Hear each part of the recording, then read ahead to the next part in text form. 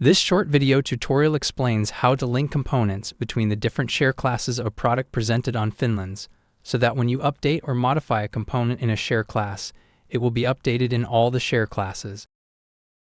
If one of your products showcased on Finlens has several share classes, it is possible to link a component across all these share classes so that it will be automatically updated when you modify it on one of the share classes. To link a component across the share classes, simply click in the Overview Edit page or Fact Sheet Edit page, or even the Component Edit page on the little blue link icon at the top right of the component. You can then choose which share classes it should be linked to, and if this component should also be linked to its peer in other pages, like Fact Sheet of the share class or Overview. You can then save this linkage.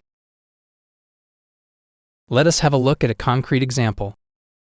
When a component is linked to its peers in other share classes and other pages, like for instance the Fact Sheet page or the Overview page of the share class, and is modified, its peers are automatically modified in all the corresponding pages. Here, we modified the description component of our product in the Overview page, and as you can see, the linkage updates it directly in the fact sheet.